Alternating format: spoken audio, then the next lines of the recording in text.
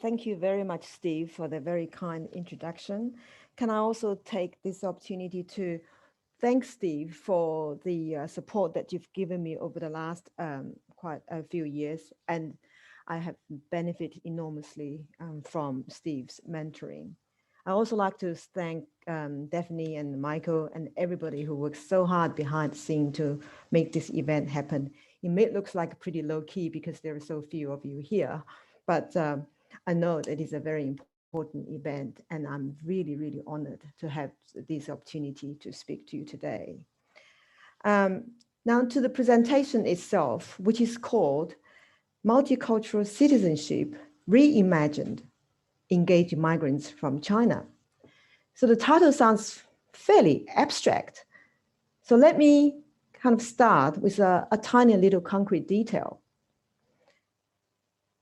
When a Qantas plane carrying 240 Chinese Australian citizens from Wuhan touched down on Christmas Island in early February this year, a woman who was just disembarked from the airplane was asked by a journalist to say a few words. And she said, she said, when we landed, the captain said, "Welcome home." And then she started to sob uncontrollably, and she was choking on her own words. So I heard that on the radio, and I've had a lot of time to think why this little casual and even kind of routine remark from Qantas pilot had moved her so much. And I came to the conclusion that apart from being really relieved to be finally home after a long flight from China, I think she might have felt included as an Australian by the captain's welcome home message. Australia is a multicultural society, which people from all over the world with different cultures and religions call home. And the captain, as a true blue Aussie, if you like, nicely, if not consciously, reinforced this message of Australia as a home for people from different cultures and religions. Of course, it is possible that I have read too much into this comment, but I do see her tears, not just as tears of gratitude for being flown out of China on a charter flight, but also being recognized as an Australian, despite her being Chinese, and despite having ongoing connection to her own motherland. Unfortunately, public comments such as these have become increasingly few and far between.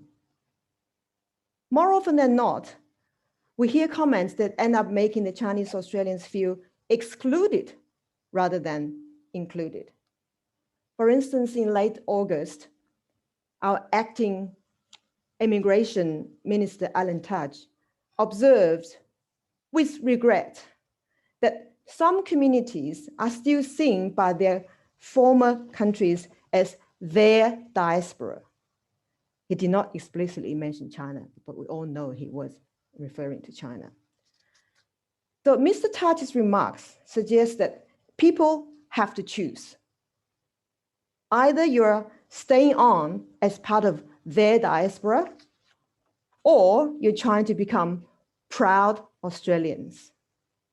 But in order to qualify as a proud Australian, there can be no tension, no ambiguity, no ambivalence, no internal struggles for the individual about who they are and which country they wish to identify with.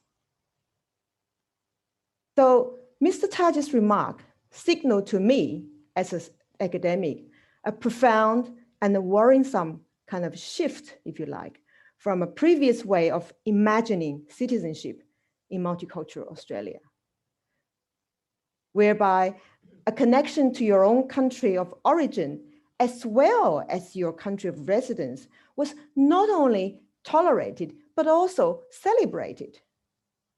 Tudge's remark together with statements made by many other commentaries that Steve was referring to, force this question, really force this question on all of us.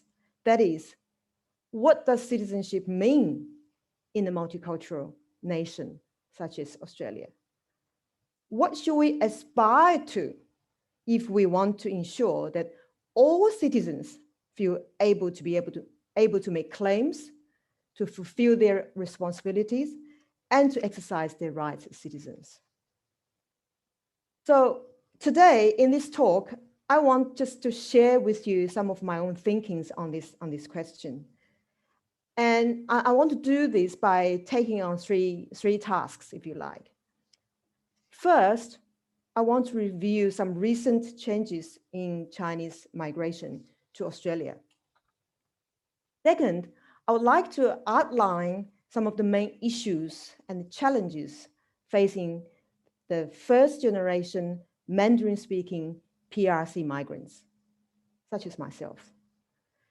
And finally, I would like to discuss some possible ways of reimagining multicultural Australia in the geopolitical circumstances that we find ourselves in today.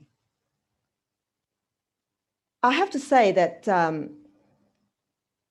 what I'm going to say here today is based on my own analysis.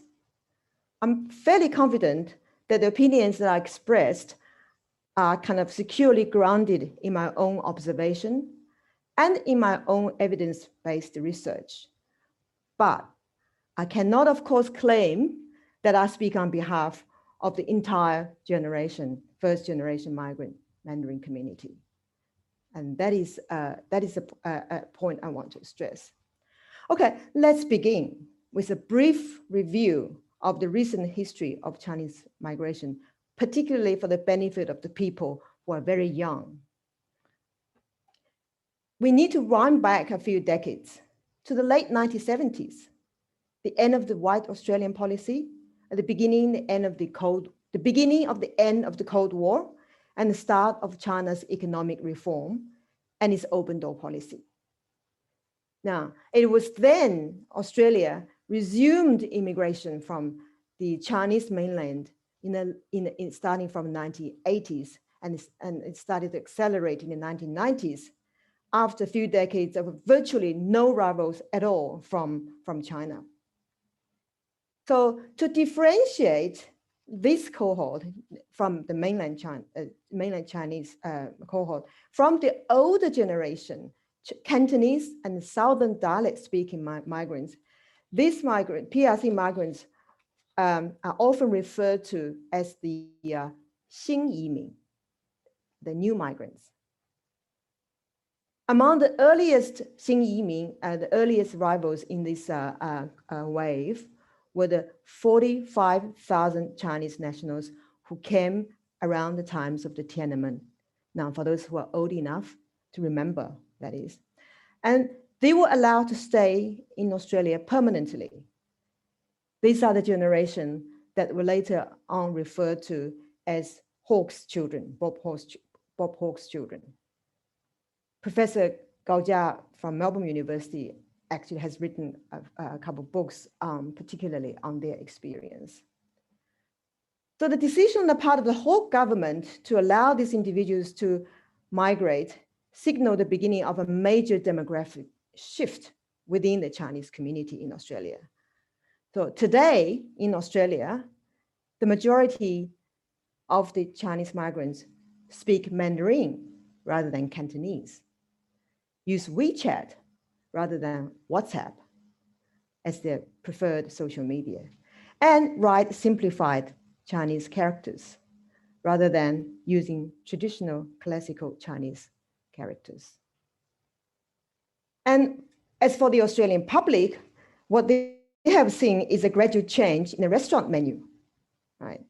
In addition to the Cantonese style sweet and sour pork, Mongolian lamb, and the honey prawns, you all have had them, we now also have Chimmermouse pork, northern handmade noodles, and Shanghai pan-fried dumplings.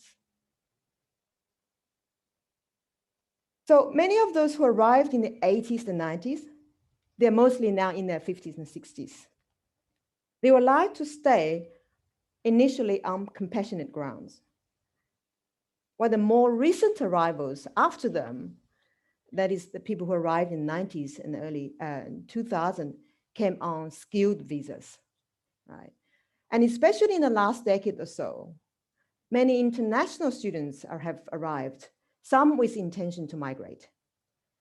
And now these are the ones we call the new migrants, 新移民, right? So as a result, you can see even within the PRC migrant cohort, the intergenerational differences in social values, in political views, in cultural sensibilities, and consumption habits can be very, very different. Difference can be quite pronounced.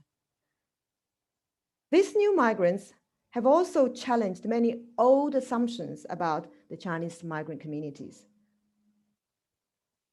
For instance, they no longer live in ghettos or ethnic enclaves.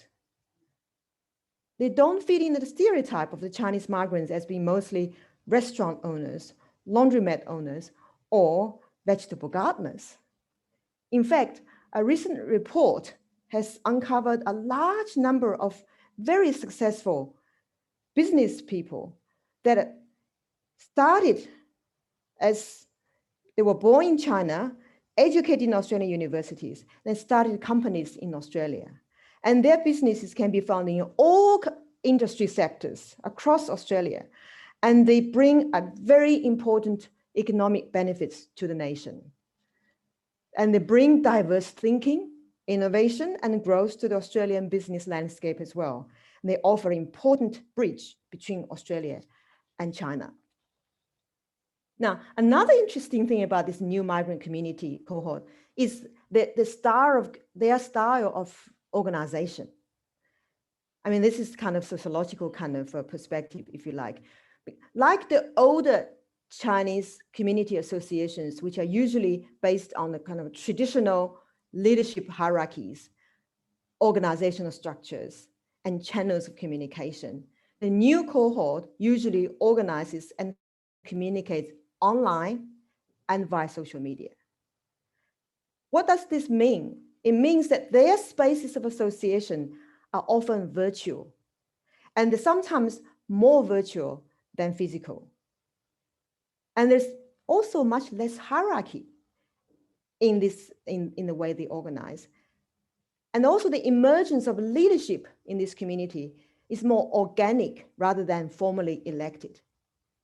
Connections and associations among them also tend to be more ephemeral and fluid than old structures. What is often forgotten is that this new cohort is marked by diversity, very diverse, in terms of place of origin, history of migration, and sometimes with big differences in politics, religion, and ethnicity. Too often, it is the minority on two ends of the spectrum that gets the most airtime, that gets the attention of our media. Right? At one end, you hear the extremely active, sometimes quite belligerent anti-CCP activists and agitators. You hear a lot from them. And at the very other end, all the scrutiny is on the hunt for spies and agents of the United Front. But what is most important to remember is that between these two extremes lie the silent majority. And it's this silent majority that really interests me. This majority, their political views come in what I call the 50 shades of gray. These 50 shades of gray are not only in relation to each individual's level of attachment to, identification with, and support for China or even the CCP. They are also in relation to a wide range of issues in Australia, including indigenous issues, the environmental issues, economics, gender and sexuality, religion, and human rights. This may not be newsworthy, and it's very hard for journalists to sensationalize, but my research suggests that most Chinese Australians prefer not to be represented by or associated with the so-called pro-China camp or anti-China camp. They simply want to get on with their lives. Now, this internal diversity in itself is not surprising, and nor should it be a problem. But what does become problematic is that despite the obvious plurality of views and values, many commentators continue to assume that the new Chinese Australians are a monolithic group. In other words, they're all the same. Clearly, such diversity also poses a challenge to Australia's multicultural policy, as is currently understood. Now, as early as 2011, almost 10 years ago, my friend and colleague, Professor Andrew Jakubowicz, a sociologist, and he observed that multicultural political analysis tend to examine ethnic group as a subset of interest group politics, and therefore construct a view of Australian society that frames ethnic communities as interest groups with specific, usually first-generation concerns. Andrew also observed that the Chinese community don't really have enough in common to be thought of as a cohesive interest group. For instance, the PRC may claim to be the custodian of some kind of of Chinese identity, but refugees and individuals from Tibet and Uyghurs from Xinjiang bring with them a long history of resistance and opposition, right? So this diversity poses a big problem for multiculturalism. Again, I quote Andrew. He said, "The Chinese community represents an emerging and unique constellation of factors that multiculturalism was never designed to accommodate and manage." So that was as early as 2011. Andrew already foresaw that Australia's multiculturalism was in trouble because it had to be reckoned with what he called the China question, the Chinese question. So the second focus of my talk today is a range of key issues and major challenges facing the Chinese community. Now, 10 years from Andrew's article, Australia now is confronted with a much more polarized geopolitical dynamics involving China, the US, with Australia caught in the middle. But are we getting any closer to solving the China question? You probably agree with me here. The answer from me is that no. In fact, if you look at how some politicians and media commentators talk about Chinese Australians, you could be forgiven for thinking that we actually have gone backwards. In recent years, as China-Australian relations started to sour, many Chinese Australians I have talked to feel increasingly alienated from the place they now call home. To their growing bemusement and often anguish, they find themselves often targeted as objects of suspicion and distrust. Now, this can range from really subtle insinuations to quite blatant finger pointing. We have seen the whole sort of spectrum. At the tabloid end of the media spectrum, you have people such as Andrew Bolt, who from the Daily Telegraph, who write articles, saying 1 million Chinese here may not be on our side, right? And he would describe the Australians with Chinese ancestry as security risk. Meanwhile, at the so-called quality journalism end of the spectrum, you also have commentators such as Peter Harcher, for instance, who call for a change of immigration policy that favors Hong Kong and Taiwan migrants rather than mainlanders, because he believes that the former have values that are more compatible with Australian values. So it seems to me that there is a blind spot in this narrative of the untrustworthy PRC diaspora. Why do I say this is a blind spot? Because modern China has never experienced anything else other than one-party rule. Migrants from this era, from this country, not to mention those who remain in China, did not choose to live in a communist party. They were born into the system. And it's not that this is CCP and there's a range of other parties and these people decide to side with the CCP. So it is kind of both unfair and illogical to assume that the PRC citizens, the migrants, are loyal to the CCP simply because they live or have lived in a nation that happened to be ruled by that party.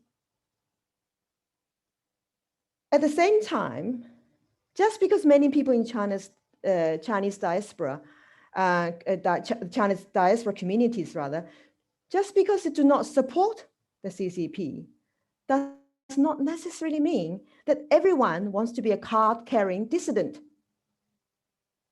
or they want to cut their professional or business ties with China.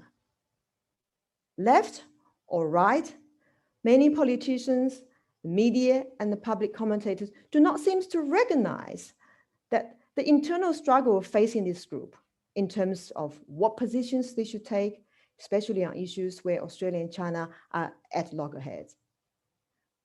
When I say internal struggles, I mean both the struggles within the individual self and the clashes of views within the group. Politicians and public commentators also need to realize that the great majority of migrants from China are individuals with complex agency who have the capacity to live with tension and internal conflicts. Although some may be quite nationalistic about China, they're not necessarily doing the bidding of the CCP.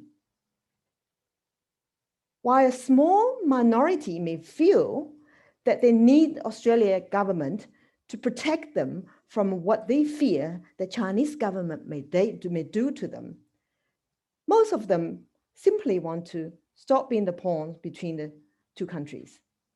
They don't want to be put in either the pro-China or the anti-China camp. They just want to get on with their work and their lives. Political integration is never an easy process for new migrants. We all know that. So despite the successes in businesses and their professions, many first-generation migrants do lack social capital and do lack social networks, English not being their first language, and is a very difficult barrier to overcome. And coming from a country with one-party rule, they do not arrive already fully equipped with the political knowledge, competence, and the skills that are required to become fully functional in a liberal democratic system. And despite their growing numbers, we see very few leadership figures emerging from this cohort, whether it's in the corporate sector, the public sector, or various levels of politics.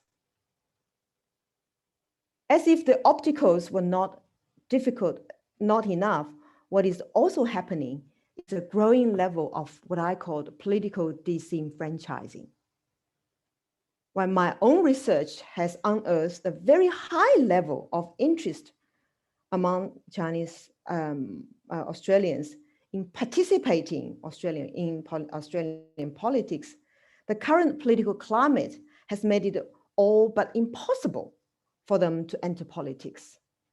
Anyone with a mainland background runs the risk of being suspected of or insinuated as having links to or being associated with the CCP.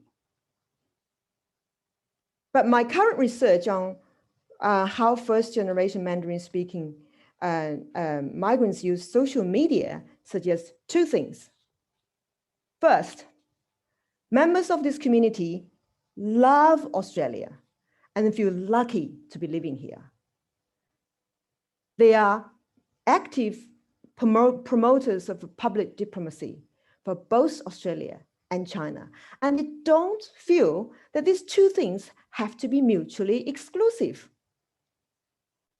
Second, there is a high level of ambivalence on the part of many individuals in this group about their identity, their sense of belonging, and as a result, they experience considerable, what I call cognitive dissonance. But they live out this tension, this struggle and dissonance on a daily basis. Now, this may manifest itself on where they stand on big issues such as South China Sea or Huawei. It may also manifest itself in daily mundane circumstances. For instance, this year, the Mid-Autumn Festival also happened to be on the same day as the China's national holiday, which is official CCP designated national holiday. So many festival greetings that were circulated on WeChat and other Chinese social media played on the theme of two festivals, one celebration. But I actually noticed some discussions in my WeChat group with somebody, and remark caught my attention. And he said, of course, with a touch of sarcasm, oh, national holiday and lunar holiday all in one. But one is official, the other is lunar. So do we need to clear with ASIU before we celebrate it? Of course, sarcastic, but this is the kind of reality we're living with. Another issue facing this community has been anti-Chinese racism, which has been on the rise for several years now due to China's influence discourse, and now it has been brought to the fore by this COVID-19 pandemic. In some of the WeChat groups I follow, people share their experience of encountering racism and give each other moral support, sometimes offering advice about how to respond when they encounter random racism, subtle or blatant, verbal or physical, direct or indirect, in the streets, in the shops, or on public transport. And I see the sense of anguish, the anger, and sometimes a sense of helplessness that follow these ephemeral incidents that cannot easily be documented, but nevertheless have long-lasting and profound impact.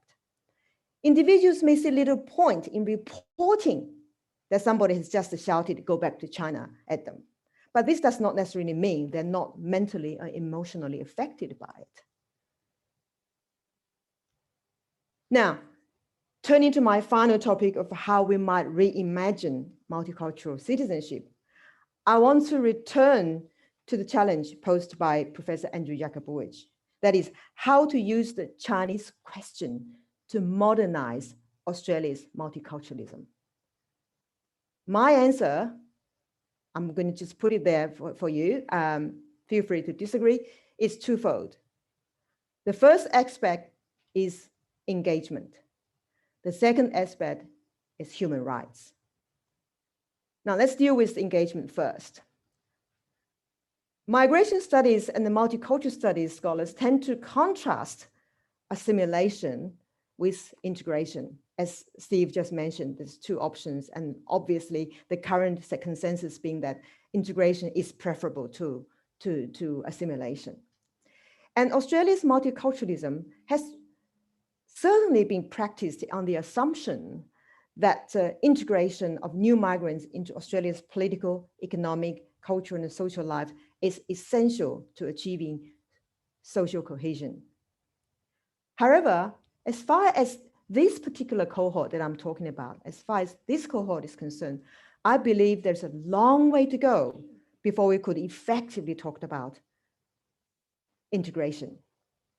What I mean is that before integration, something else needs to happen. And that something else is engagement. In other words, engagement is the precursor, if you like, or the prerequisite, if you like, for integration. At the moment, this engagement is not happening. We therefore need to go back to square one and start from there. Australia's public diplomacy strategy document from DFAT clearly states that diaspora communities not only play a key role in projecting contemporary Australia to the region, but also contribute to fostering a cohesive, harmonious, and stable Australia society. So it is clear that intention is to engage. However, what we now see is a clear tension between the government's public diplomacy agenda of engagement through the diaspora on one hand, and the security institutions agenda on the other hand, which sees this community mainly as security risk. So this is clearly alienating rather than engaging. One is pulling, the other is pushing.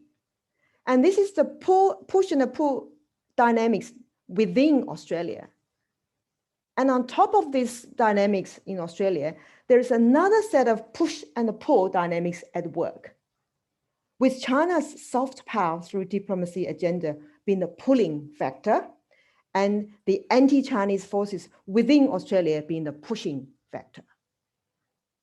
So as far as I can see, this is a community that is living in the middle of this pushing and pulling. As far as I can see, a more modern multicultural policy in relation to any group should adopt the following practices. One, you should stop expecting this community to choose one country over another. Two, you should go beyond seeing this community solely through the lenses of security risks and threats. Three, you should stop treating this community merely as potential voters, merely as partners in transactional relationships. And four, we should start treating this community as rights-bearing citizens with human rights. Now, there really needs to be some serious change at the level of rhetoric, level of attitude, policy, and practice. At the moment, we're not even ready to consider changing the rhetoric. That is why I say we still have a long way to go. Now, I would like to address the second part of this modernization process, modernization of our multicultural policy, that is. The second aspect is human rights. Recently, on ABC's Radio National's Breakfast program, Hamish MacDonald interviewed Jason Lee, who is the president of Australian China Forum. Hamish MacDonald suggested, he asked Jason, he said, you know, there is a real question about Chinese government and CCP influence Australia, and how do we address that without having an impact on the Chinese Australian communities that is here? Jason Lee's response was, I think the answer to that is that we have to proceed from the starting point of trusting our own citizens. So if you're an Australian citizen, you deserve that trust. Because if we start distrusting our citizens, if that's our starting point, then that goes against our values. I think Jason Lee is spot on. And I also think I also take Jason Lee's point as a point about human rights. I hope this will be the main messages from my main talk today, for the government, for the politicians, the policymakers, and the public commentators. That is, Australia's Mandarin-speaking first-generation migrants are now rights-bearing citizens, Australian citizens, and discrimination against them on the basis of where they come from and what they look like is not compatible with human rights value. And it's only when we actually start to respect the human rights of these new citizens that Australia as a country can sustain its own moral outrage and its own moral purchase of human rights discourses in its own criticism of China on human rights issues. Now, this human rights argument is not mine. I didn't come up with this. I actually borrowed it again from Andrew. Recently, Andrew Jacobowitz commented on what he called the xenophobia in times of COVID-19. And he wrote, and I quote, "Identity within and attachment to Australia for ethnic immigrants depend on how well the system they enter protect their human rights from the omnipresent threat from racism and xenophobia. They will not release their grip on the old if the new emerges as threatening and potentially dangerous." Education also has a role to play in facilitating engagement. Since most first-generation migrants from the PRC come as adults, by default, they miss the primary and the secondary education in Australia, which is where knowledge about Australian history is taught, where informal citizenship education happens, and where political understanding is absorbed. You know, how does the parliament work? How do we vote? All these kind of knowledges, they are taught in not in the tertiary education, but in the secondary and primary education, and they miss the boat. So we need to ask what our universities, adult migrant education centers, and other education agencies are doing to fill this gaping hole. Another problem, as far as I can see, is the lack of engagement between the first generation PRC migrants and the earlier dialect-speaking Chinese communities. This again is due to a range of reasons, cultural, linguistic, and historical. And the current political climate hasn't made it easy for the various Chinese communities to break down this barrier. In order to prove one's political cleanliness from the Chinese influence, some people from the Chinese communities, especially from the ABCs, that is Australian-born Chinese, they feel that they need to go out of their way to identify themselves as non-mainlanders. So the disconnection between various Chinese communities is understandable. I understand that. And it does have many reasons. For instance, the difference between Cantonese and the Mandarin is huge. It's so great that the two groups often have to talk to each other through using English. I myself, I've been here for 30 years, and I'm still trying to learn Cantonese. And I'm still struggling. I still can't go beyond Ha Gao, Ha Chang, and Siu Mai. Right? Beyond the milieu of Yamcha, my Cantonese vocabulary is virtually non-existent. I mean, embarrassed to say. But more than ever before, Chinese Australians of various cohorts have to work together to fight anti-Chinese racism and take part in struggles for political rights. I'm not arguing for some kind of unity just because they happen to be Chinese. I don't buy that discourse. They all come in different shades of political persuasions, right? And they have all different points of views. But there needs to be some kind of solidarity in the fight against the racism. And this connection is not actually working to make that happen. After all, when Senator Abetz recently questioned the 3 Chinese Australians, it was obviously on the basis of their race rather than their country of origin. So when Osman Chu wrote an article entitled, "I was born in Australia, why do I have to renounce the Chinese Communist Party?" This is a very legitimate question. But this question shouldn't be taken to mean that anyone who was born in China should be a legitimate target for Senator Abetz.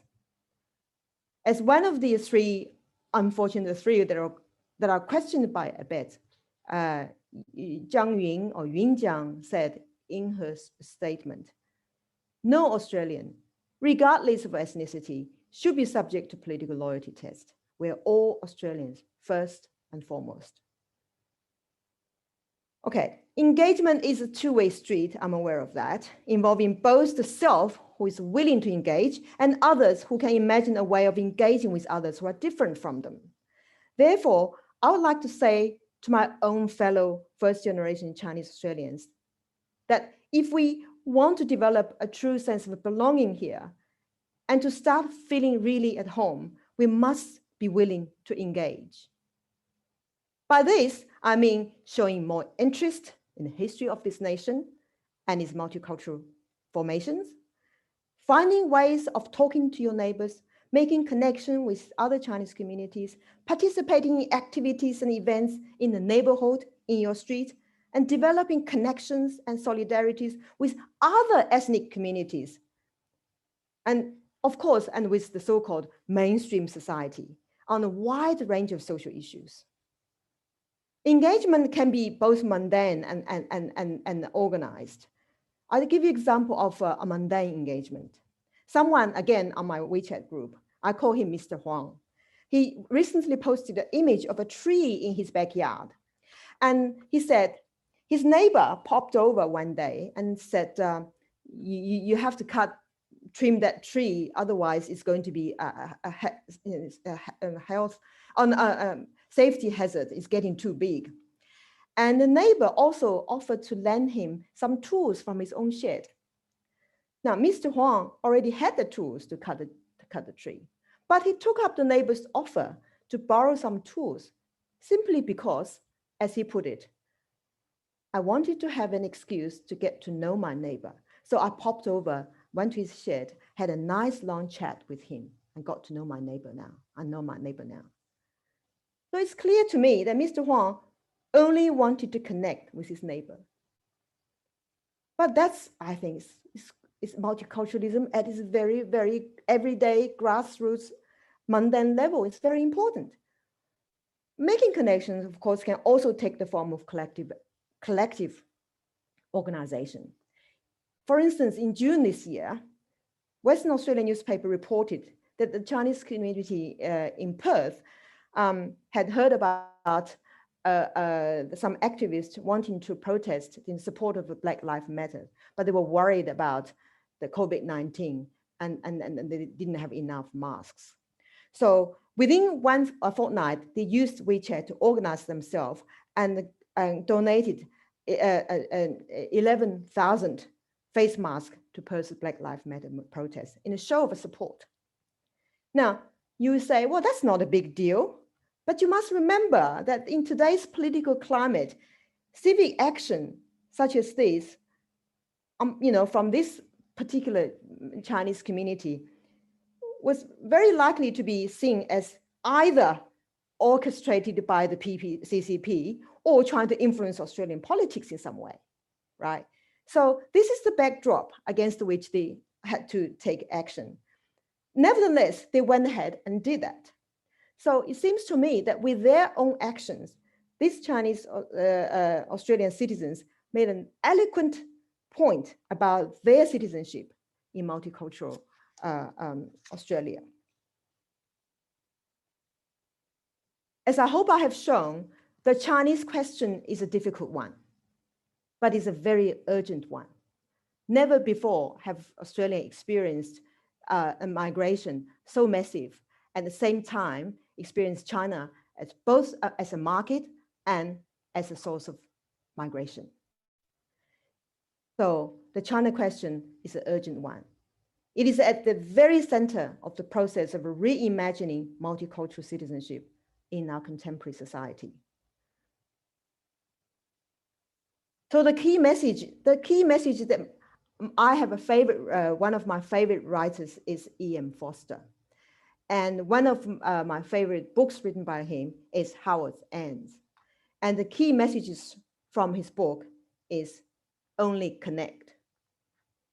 My message today is also to connect, to start engaging, so that instead of alienation, confusion, and disengagement, this group might start to feel that they are included, that their rights are respected, and that they too are true blue Aussies. I know, easy to say and difficult to do, I know that. But If we're willing to work towards this end, members of the Chinese Australian communities should find it easier to identify with and develop a sense of belonging to this country that they now call home. Thank you.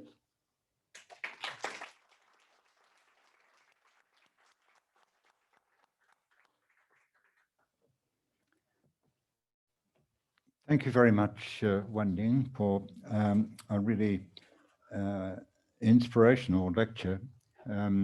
It's a chock-a-block full of ideas and with good suggestions or recommendations as to how we can start to work our way out of this terrible situation in which we find ourselves at the moment. I'm going to throw it open to questions, and I'd like to ask, if you have a question, if you could just say who you are. Do we have a mic, by the way? No, we don't. No mic, but the acoustics are good enough. Okay. And also people who are watching on Zoom, we invite you as well to submit questions in writing, and we have one of our committee up the back who will be taking down questions if you have them. So we don't have any yet, as far as I can see, but do we have questions from the audience? Yes. Thanks for very, very important work.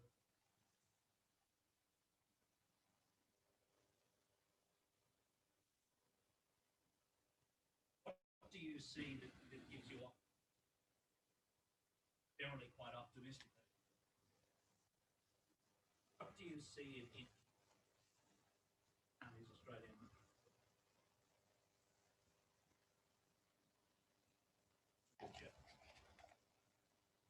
Morning. Steve. Okay. Where are the silver linings? The first silver lining, it's more than a lining, it's the substance, is the nature of Chinese people themselves. I think that there is in our Chinese communities enormous resilience, notwithstanding the pressures that Wanning described of the push-pull and all of these other things that are crowding in on them. Chinese people have shown this kind of resilience, not just in today's Australia, but in many countries around the world when they've been challenged in this way. We have to remember that over the period of the Cold War, when the message of suspicion was coming mainly from the United States, where which described overseas Chinese in Southeast Asia, particularly as a fifth column for the Chinese government. And in almost every Southeast Asian country in the 50s and 60s, there were anti-Chinese pogroms. Tens and tens of thousands were driven out of Indonesia, for example. And that is before the big events of 1965. But we can see from this, what we can learn from this is that the capacity to survive through this kind of situation, but also to grow through a couple of things. One is the enormous commitment to education, and the other is through enterprise, and a third, which is, I think, come to the fore here in Australia in the period since 1989, is cultural creativity. We have a really vibrant culture amongst Chinese who came here in the wake of the Tiananmen episode. And far from being set back and downtrodden by this, they've shown that they can go on to greater things, contributing not just as part of a community, but to the greater Australian society. So that's, I think that the answer lies in Chinese people themselves. As to Australia-China relations. Yeah, I would just concur and echo what Steve has just said. And I think this people-to-people diplomacy and the kind of work that individuals do on a daily basis, and they have a long-lasting, sustainable kind of impact. At the end of the day, more than ever before, the life between the Chinese migrants and so-called mainstream Australian have become more enmeshed. They married each other. They started to, produce children, and so that's another reason I think it's a ray of optimism that it's the next generation. The next generation, or the 1.5 generation, and I have seen them being engaged politically and educated here, but not only bilingual in linguistic sense, but in terms of cultural sensibility, being able to translate across cultures, and also they're not going to take a discrimination line down. They are very assertive about what their rights are, and they are very good at asserting them. So I see that the younger generation as our hope. Helen.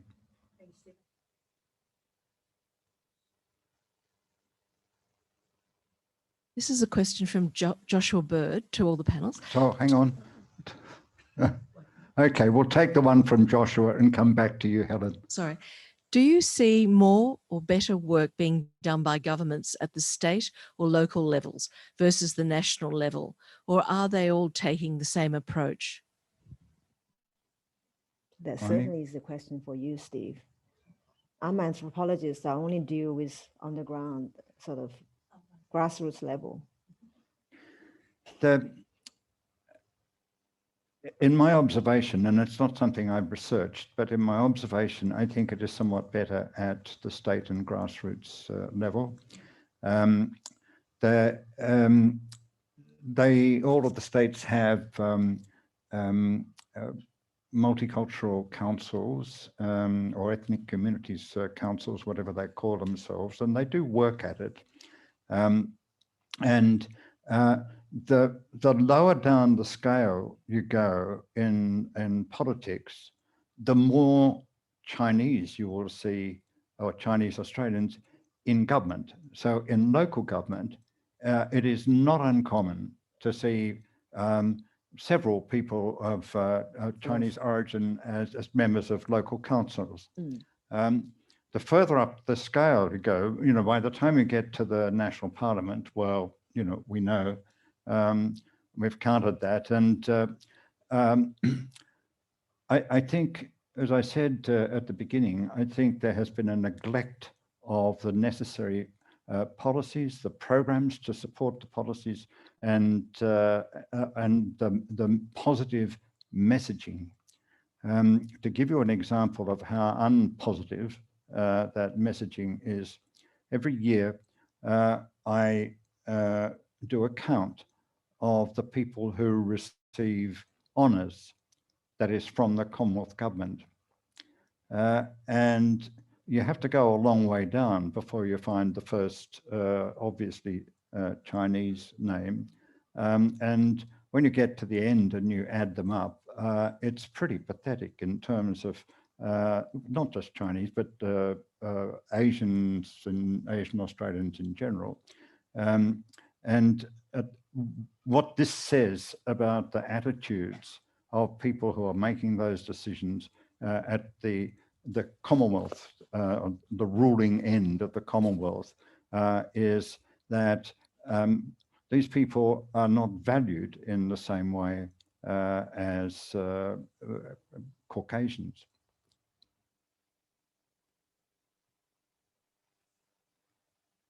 Helen. You answered part of my question anyway, so I don't ask the question anymore about lack of leadership in Chinese community. So my question actually is, you were talking about being we have to have solidarity, but I beg to differ actually. The question really is, if you have solidarity, you almost seem to try to divide the Chinese community as a core, as one group, against the mainstream. So how can we be solidarity and individuality? I may not have made myself clear. I meant solidarity not only with other Chinese, within the various Chinese speaking communities, but also with other ethnic communities, as well as with mainstream societies on a wide range of social issues. For instance, there is discussions actually within the group about whether we should just only complain or protest when we, as Chinese, are discriminated. What about the other ethnic communities when they are marginalized, or should we actually work with them and to fight against injustice and social injustice? What about the people who who are not necessarily ethnic, but actually have some other social issues, such as gay and lesbian groups, or people with disabilities? So this or on a whole range of environmental and social issues. I meant solidarity. I did not mean within the Chinese group. I mean forging connection within. It would be good for them to talk to connect, but also to connect with the mainstream, with other ethnic communities. Yeah.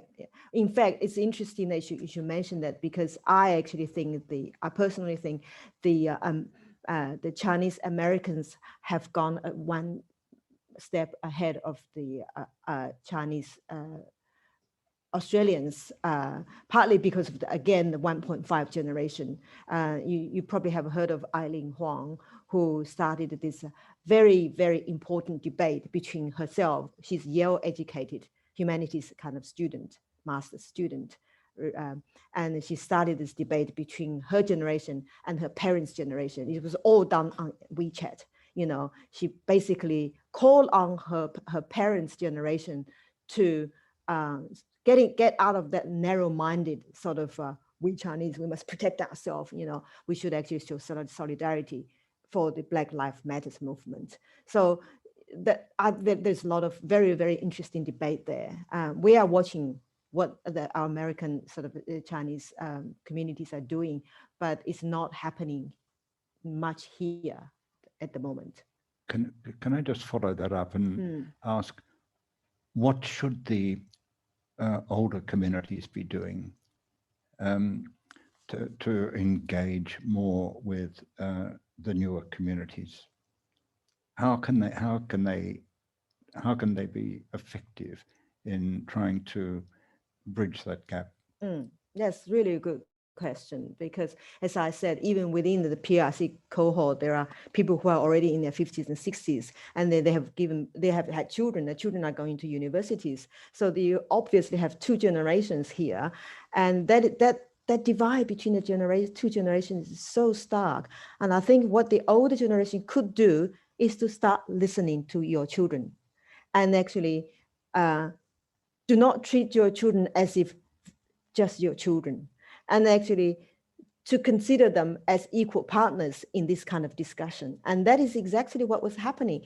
This Eileen Huang, she was in her early 20s something. She wrote this open letter to my parents and her generation. And so the people of her parent generations wrote open letters also openly to her, criticizing her, calling her child. You are a child. What do you know? So that's this. I think the best you could do the least you could do is actually not to treat them as just children, but actually give them the benefit of doubt, listen to them, and you might learn something from them. And after all, they are here, they're educated here, they know a lot more about how this society operates than you do. So I think they should be all more open-minded, and through their children and through their dialogue with their children, getting to become more open to the so-called mainstream society. Because, you know, typical Chinese families, you know, if children don't agree with their parents over politics, don't do it over dinner table, right? Leave the politics at door, right? And that's exactly what's happening in the US. That is changing. The parents, some parents welcome this and very proud of their children doing this to them, and some feel really, really quite threatened. We have a question from one of our Zoom participants. It's from Cell J. How should the Chinese Australian community move forward and engage with the younger generation of non-Chinese Australians? For example, the Zoomers to millennials, as this group is also susceptible to online and social media disinformation and also suffering from financial consequences as a result of capitalism, politics and COVID-19, and are using Chinese as a scapegoat of their anger. Very big question. I'm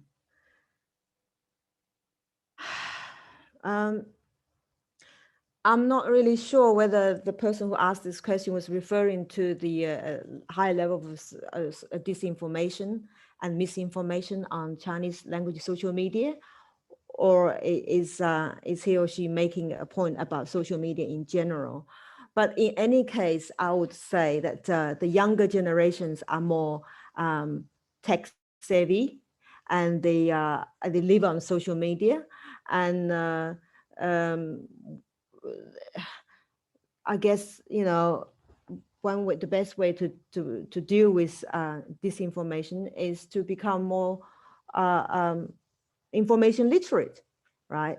So that, you know, people have the capacity to figure out, you know, what is disinformation, what is misinformation, and what is genuine and good value information. And again,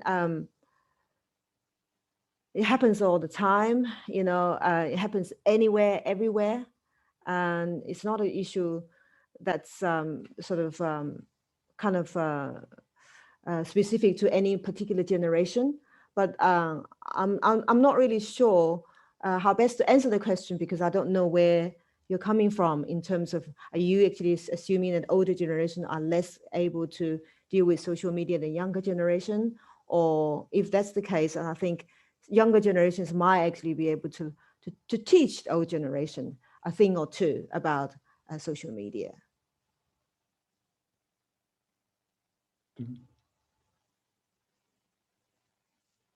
We have another question from on Zoom. No, I can't see. Is that saying yes or no?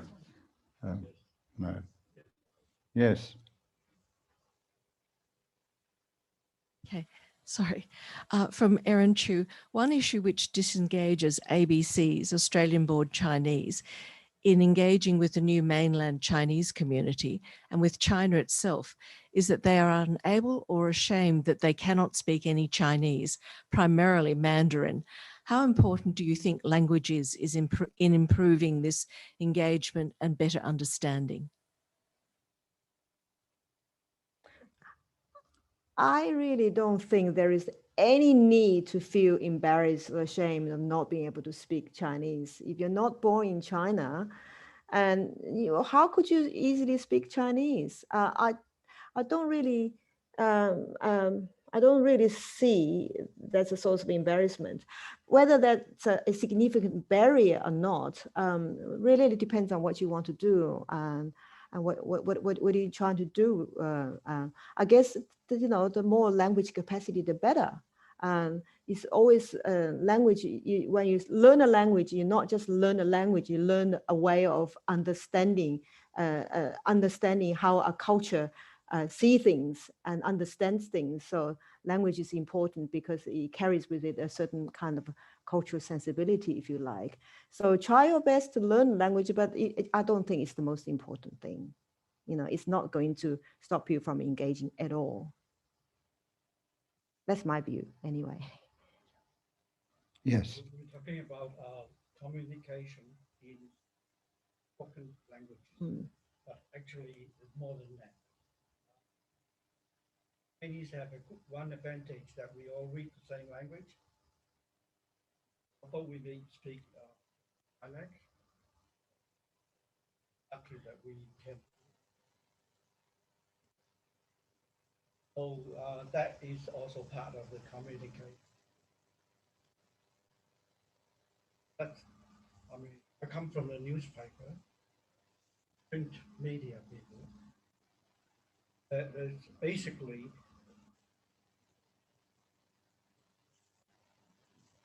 character and traditional, but I recently got an example that during the Tiananmen incident, in Chinese or in traditional writing, but most of the readers are from China. So that means that the simplified or traditional is not really the key. It's the matter that print on the paper that's the issue. And because Tiananmen incident was attract so much attention from those people or at the time, although they never learned to read by traditional Chinese characters, but they still read it because the event was too important. Yes. So I believe the prejudice about simplified or traditional mental, because Chinese don't read word by word. You read by sentences. So so all these things is part. Although get together,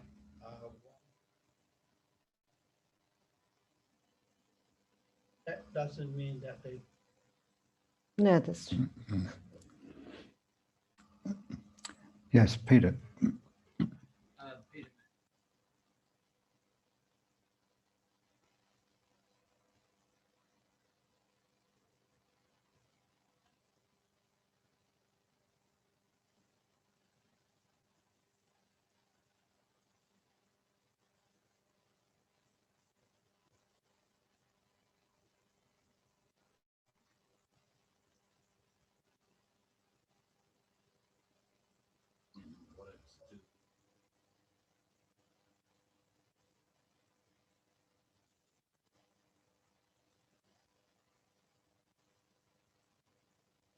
Anglosphere.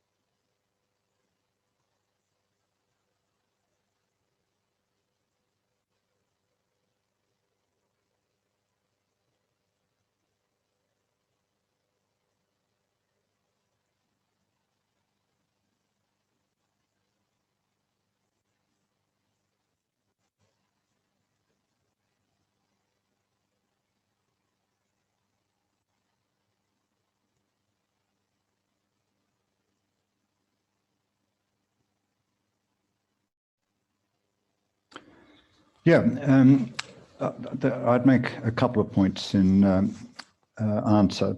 One is that when you have a national parliament and a ministry in which you have virtually no Chinese, and there are one or two people, I mean, of course there's Penny Wong, but one or two people who have learnt some Chinese, not the ones that I know to a level of fluency or being able to easily read Chinese. But when you have such a monocultural parliament, it's not surprising that they're not picking up anything of subtlety or all the differences that Wanning talked about. If they were able to access that, just don't have to read a newspaper, but just if they were able to access social media and see the many currents that are going on, they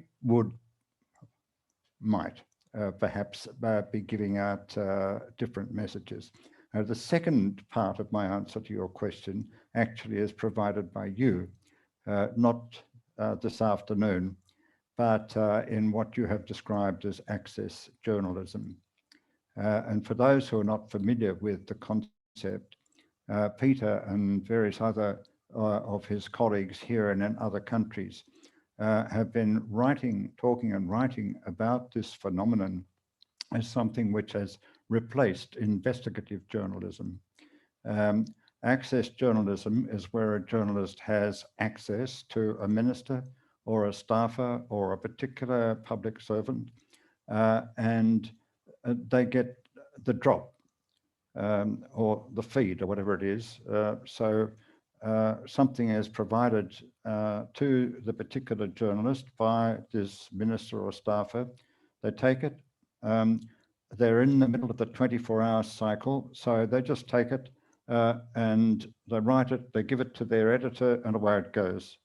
And there's very little investigation of what they've been fed. And this, I think, is, I mean, it's across the board. It's not just to do with China, but because of the general lack of literacy about China, even before you get to the question of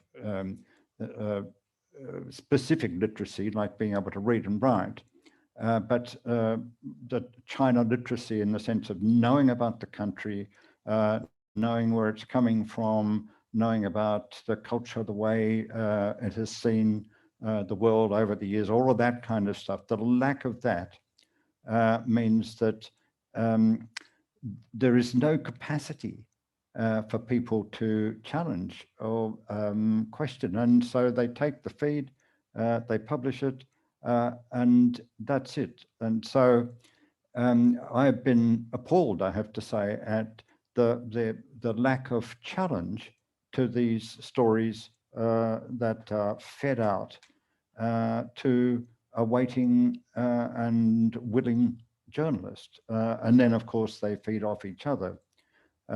So it's quite difficult in this environment to break through that. And I think this is one of the big challenges we face in trying to get things back together, not just in our relations with China, but in the way in which we approach multiculturalism in respect of our Chinese communities, and the kind of programs and policies that we have and the messages we give. Wanning, you might like to comment further on that. You've said it. Daphne, how are we? Oh, sorry. I'm being told that we have to wind up. But well, thank you all, and thank you, Wanning. I have really enjoyed that. Thank you very much. Thank you.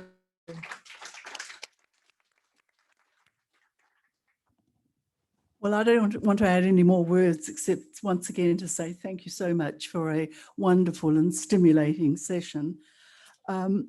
Mary Chan has kindly donated gift vouchers to Wanning, to Steve, and also up in the back there, looking after our 150 people on Zoom, we have young Brett Stone. So she's also donated a gift voucher for Brett. Thank you also to the State Library. It's always wonderful that, as I said, this is our 4th Henry Chan lecture, and hopefully the situation next year might see more seats filled and less on Zoom.